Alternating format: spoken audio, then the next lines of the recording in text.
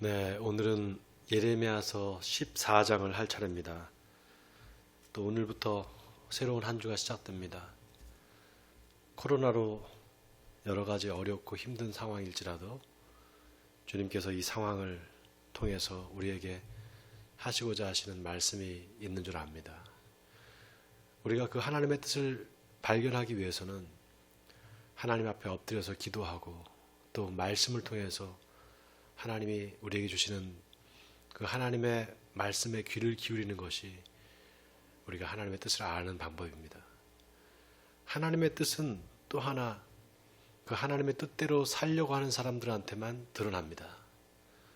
그냥 내 뜻대로, 나의 생각대로, 내 욕심대로 살려고 할 때 하나님의 뜻은 드러나지 않습니다. 항상 하나님의 뜻은 숨겨져 있습니다. 그러나 하나님의 뜻에 순종하려고 마음먹고 그 뜻대로 살려고 하는 사람, 그 사람한테만 하나님께서 자신의 뜻을 보여주시고 그 뜻대로 인도하십니다. 오늘 예레미야서 14장을 볼 때 하나님께서 예레미야에게 하신 말씀이 있습니다. 그 말씀은 다른 사람들은 깨닫지 못했지만 예레미야는 그 말씀을 깨달을 수 있었습니다. 왜냐하면 예레미야는 하나님의 뜻을 구했기 때문입니다. 자, 예레미야서 오늘 14장이 두 단락으로 크게 나눠집니다. 첫 번째 단락은 1절부터 18절까지인데요. 하나님께서 이스라엘 민족, 다시 말해서 남유다 백성들을 칼과 기근으로 징치하시고 그들을 징계하시겠다는 내용입니다. 그리고 두 번째 단락은 19절부터 22절까지인데요. 그 하나님의 고난, 하나님이 주시는 그 고난과 역경을 통해서 이스라엘 백성들이 하나님께 간구하는, 다시 말해서 하나님께 기도하는 내용을 담고 있습니다. 자, 다 읽지는 않고요. 중요한 부분만 읽고 넘어가도록 하겠습니다. 먼저 1절입니다. 가뭄에 대하여 예레미야에게 임한 여호와의 말씀이니라. 유다가 슬퍼하며 성문의 무리가 피곤하여 땅 위에서 애통하니 예루살렘의 부르짖음이 위로 오르도다. 귀인들은 자기 사환들을 보내어 물을 얻으려 하였으나 그들이 우물에 가서도 물을 얻지 못하여 빈 그릇으로 돌아오니 부끄럽고 근심하여 그들의 머리를 가리며 땅에 비가 없어 지면이 갈라지니 밭 가는 자가 부끄러워서 그의 머리를 가리는도다. 들의 암사슴은 새끼를 낳아도 풀이 없으므로 내버리며 들 나귀들은 벗은 산 위에 서서 승냥이 같이 헐떡이며 풀이 없으므로 눈이 흐려지는도다. 여러분, 이스라엘의 가뭄과 기근이 아주 극심할 때가 있었습니다. 그때가 언제인가 하면 바로 아합과 이세벨이 통치하던 시대였습니다. 그때 아주 유명한 하나님의 선지자가 엘리야가 활동하던 시대죠. 그 엘리야 선지자가 기도할 때 하늘에서 3년 반 동안 비가 내리지 않았고 다시 기도하니까 그 비가 왔다. 여러분 그런 얘기를 들어보셨을 겁니다. 그때 왜 그렇게 이스라엘 땅에 가뭄과 기근이 많았느냐? 바로 이스라엘 백성들이 바알과 아세라 우상을 섬겼기 때문입니다. 아합과 이세벨 시대에 가장 많이 우상 숭배가 아주 극심했었습니다. 그때 하나님께서 이스라엘 백성들을 가뭄과 기근으로 치신 거죠. 그래서 수없이 많은 사람들이 그 목이 말라서 이제 기근 때문에 죽게 되고 결국은 그 시내가 다 말라서 그릿 시내까지만 물이 나오고 나머지 시내는 다 말라버립니다. 그래서 그 갈멜산 근처에서 엘리야가 이제 거기가 바로 그릿 시내가거든요. 거기에서 이제 그 엘리야가 거기서 몇 명하고 살게 되죠. 그러고 난 다음에 그 갈멜산 전투에서 바알과 아세라의 그 제사장 850명과 영적인 전투를 벌여서 결국은 그 바알의 제사장 450명을 갈멜산 전투에서 이 엘리야가 칼로 쳐서 죽이지 않습니까? 그때 유명한 말을 하죠. 너 어떤 신이든지 불로 응답하는 신이 바로 참신일 것이다. 그래서 하나님께서 엘리야가 그 번제를 할 때 그 나무에다가 물을 붓고 거기다 번제물을 올려놓고 하늘에서 불이 떨어지기를 기도할 때 하늘에서 정말 그 불이 떨어져서 그 제물을 다 살라버리지 않습니까? 그런 어떤 그 기근과 그런 가뭄이 그 원인은 하나님의 백성들이 하나님을 떠나서 우상 숭배를 했기 때문입니다.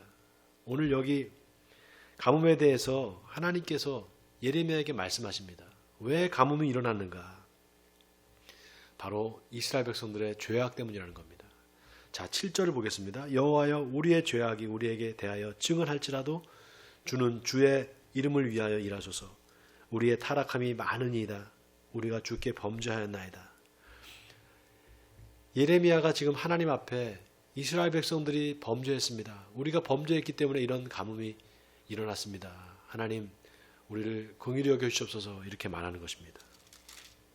자, 넘어가서 거기에 대해서 이제 하나님께서 뭐라고 답변하시는가? 10절입니다. 여호와께서 이 백성에게 대하여 이와 같이 말씀하시되 그들이 어그러진 길을 사랑하여 그들의 발을 멈추지 아니하므로 여호와께서 그들을 받지 아니하고 이제 그들의 죄를 기억하시고 그 죄를 벌하시리라 하시고 여호와께서 또 내게 이르시되 너는 이 백성을 위하여 복을 구하지 말라. 그들이 금식할지라도 내가 그 부르짖음을 듣지 아니하겠고 번제와 소제를 드릴지라도 내가 그것을 받지 아니할 뿐 아니라 칼과 기근과 전염병으로 내가 그들을 멸하리라. 여러분, 하나님께서 예레미야가 제발 하나님 노염을 푸시옵소서, 우리를 긍휼히 여겨 주시옵소서 이렇게 말할 때 하나님께서 예레미야에게 너는 이스라엘 백성들을 위해서 구하지 말라, 복을 구하지 말라, 이렇게 아주 정말 너무 단호하게, 어떻게 보면 매정하게 말씀을 하십니다. 하나님의 심판을 피할 수 없다는 것이죠. 자, 그때 하나님께 예레미야는 간구합니다. 하나님, 이게 하나님의 백성이고 하나님을 위해서, 우리를 위해서가 아니라 하나님의 이름을 위해서 이들을 구원해 주시옵소서, 이렇게 간절하게 부탁을 합니다. 자, 오늘 13절을 보겠습니다. 이에 내가 대하여 슬프소서이다. 주 여호와여, 보시옵소서. 선지자들이 그들에게 이르기를 너희가 칼을 보지 아니하겠고 기근은 너희에게 이르지 아니할 것이라. 내가 이곳에서 너희에게 확실한 평강을 주리라 하나이다. 여호와께서 내게 이르시되 선지자들이 내 이름으로 거짓 예언을 하도다. 나는 그들을 보내지 아니하였고 그들에게 명령하거나 이르지 아니하였거늘 그들이 거짓 계시와 점술과 헛된 것과 자기 마음의 거짓으로 너희에게 예언하는도다. 그러므로 내가 보내지 아니하였어도 내 이름으로 예언하여 이르기를 칼과 기근이 이 땅에서 이르지 아니하리라 하는 선지자들에게 대하여 여호와께서 이와 같이 말씀하셨노라. 그 선지자들은 칼과 기근에 멸망할 것이요.